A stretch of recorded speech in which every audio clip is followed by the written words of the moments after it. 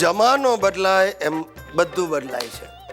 પહેલાના જમાનામાં પિક્ચરો ફિલ્મો 25 અઠવાડિયા 50 અઠવાડિયા અરે 100 અઠવાડિયા સુધી ચાલતી હતી અને આજે ફિલ્મ 50 દિવસ પૂરા કરે તો સુવર્ણ દિવસ ઉજવાય છે. આજે 40 થી ઉપરના હીરો ચાલે છે અને હિરોઈનો 25 થી નીચેની જ જોઈએ.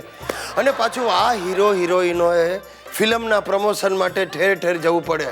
ધોળકા અને ધંધુકા અને કોઈ નાની ફિલ્મ હોય ને તો એના હીરો હિરોઈનને તો કડી કલોલ સુધી દોડાવે અને પાછું અઠવાડિયું ત્યાં રોકી રાખે. અને પાછું સાહેબ આ હીરો હિરોઈનોએ જઈને પેલા મલ્ટીપ્લેક્સમાં અને શોપિંગ મોલમાં જાત જાતના કાર્યક્રમો કરવાના, લોકોને અંતાક્ષરી રમાડવાની, આવા કંઈક ધતિંગ ચાલે છે. હવે આવી જ રીતે ગુજરાતી પિક્ચરના પ્રમોશન માટે અમારે ગામડે જવાનું થયું. અરે ભાઈ, આ સુશીલાના કોઈક સગાએ ઉછીના પૈસા લઈને ફિલ્મ બનાવી. નામ શું રાખ્યું હતું? ભર બજારે લૂંટી મારા વાલાએ. બોલો. અને હીરો કોણ? તો કે એના ગામનો નટિયો અને હિરોઈન સુનૈના. હવે આ નટિયાએ પોતાનું નામ બદલીને નટેશ કુમાર કરી નાખ્યું. અને સુનૈના નામ કરતા તદ્દન અવળા ગુણ. ફાંગી સાહેબ, ફાંગી. આમ આપણી સામે જોતી હોય તો એવું લાગે જાણે બાજુવાળાને જોઈને હસે છે. હવે વાનગોરો એટલે રૂપાળી, બાકી આમે નટિયાને ગમે એ રાણી, સોરી નટેશ કુમારને ગમે એ રાણી. હવે આ નટેશે નાનપણમાં નિશાળમાં એક બિલાડી જાડી એણે પહેરી સાડી આ જોડકણા ઉપર અભિનય કર્યો હતો અને એને સ્ટીલનો એક ગ્લાસ ઇનામમાં મળ્યો હતો.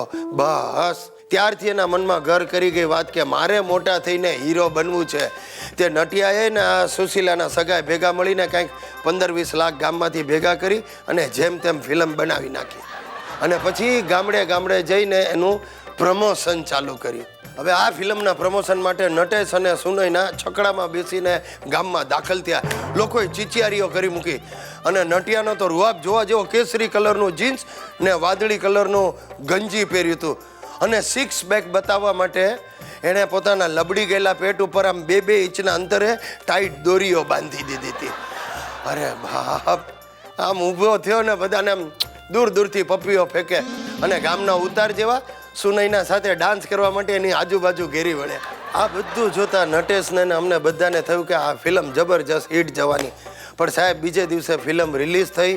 2.5 કલાકમાં રિઝલ્ટ આવ્યું. નટેશ નાયો. 15 લાખમાં નટેશ ઉઠી ગયો સાહેબ. અરે ફિલ્મ જોવા આવેલા લોકો અમારી સામે પણ ગુરકિયા કરવા માંડ્યા. ગામમાંથી નીકળવું ભારે થઈ પડ્યું સાહેબ.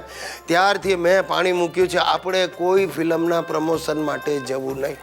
અરે ત્યાં સુધી તમને કહી દઉં, આ બચ્ચન સાહેબ પણ જો મને બોલાવશે ને તો હું ના પાડી દેવાનો છું. સાહેબ આજકાલ મારે એરપોર્ટ જવાનું બહુ થાય છે. અમારા સગાવાલામાં છે ને બધાના છોકરાઓ ફોરેન ભણવા જાય છે. તે મારા કાકાનો દીકરો કનિયો હાળો કાળો મસોતા જેવો ને આંખો ચૂચી, નિગ્રો ને ચાઇનીઝનું મિક્સર લાગે. તે કાકાએ નક્કી કર્યું આપણે આને MBA બનાવવો છે. તે તૈયાર કર્યો ને એરપોર્ટ પર બધા વળાવા આવ્યા. જાણે 2-4 અખાડા ભેગા થયા ને એટલા ટોળા ભેગા થયા. અને કન્યાને કંઈ એટલા બધા ટીકા કર્યા હતા આમ કંકુના કે કન્યા માણસને બદલે પાળિયા જેવો વધારે લાગતો હતો. ને આવડી મોટી લોખંડની પેટી લઈને કન્યો અંદર દાખલ થયો. એને વળાવ્યો. જ્યાં સુધી વિમાન હવામાં દેખાતું બંધ ન થયું ત્યાં સુધી બધા ઊભા રહ્યા. કન્યો ઉતર્યો લંડનના એરપોર્ટ પર, હિથ્રો પર. પેલા આવડી પેટી જોઈને ત્યાંના ઓફિસર ડરી ગયા. ઓપન!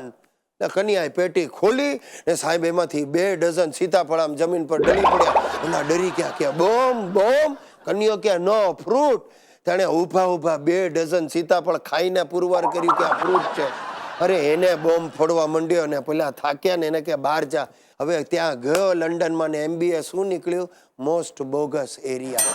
નાનકડી ઓડીમાં 20-25 આપણા ગુજરાતના જુવાનિયાઓ કપડાના તાકા પડ્યા આમ એક પર એક પડ્યા હતા.